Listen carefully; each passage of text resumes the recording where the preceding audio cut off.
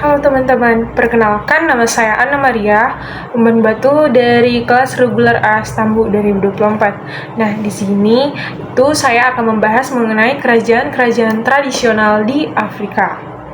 Nah, Afrika bukan hanya dikenal karena alamnya yang luas, tapi juga karena sejarah peradaban kunonya yang luar biasa. Selain Mesir, ada banyak kerajaan besar yang pernah berdiri megah di benua ini.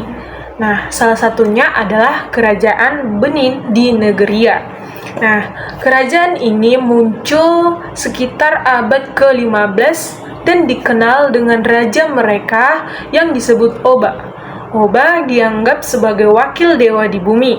Nah, masyarakat Benin terkenal dengan seni ukir perunggu dan gading yang indah, serta perdagangan hasil alam seperti minyak kelapa sawit, kayu, dan senjata.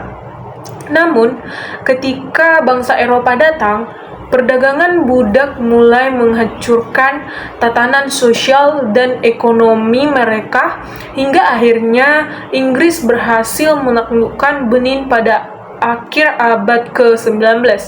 Nah, berikutnya ada Kerajaan Ashanti. Di wilayah ini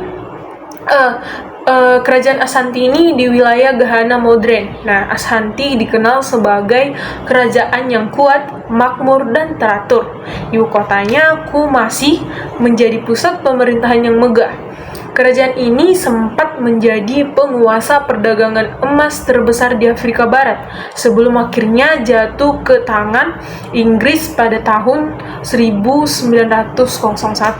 Nah, Afrika Barat juga memiliki pusat perdagangan besar seperti Timbuktu yang dikenal pada abad ke-16 sebagai pusat ilmu pengetahuan Islam.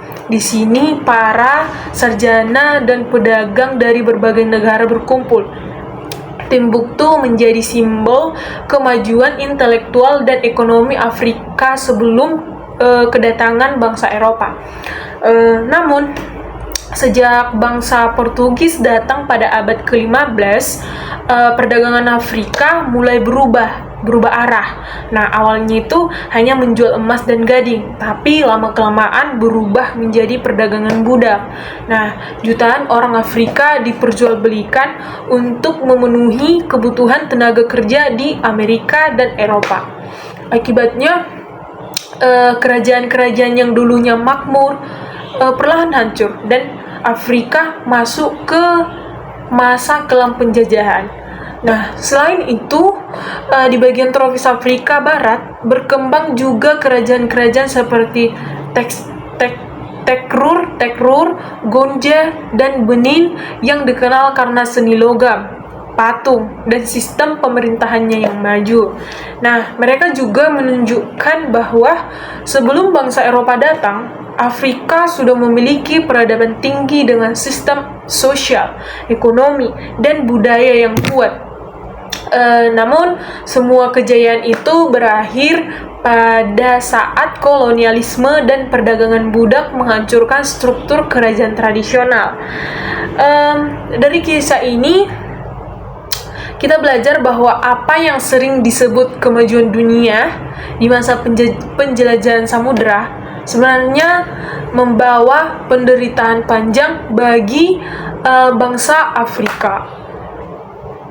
Sekian yang bisa saya sampaikan mengenai kerajaan-kerajaan tradisional di Afrika. Semoga apa yang telah saya sampaikan bisa bermanfaat dan menambah wawasan teman-teman semua. Bye-bye.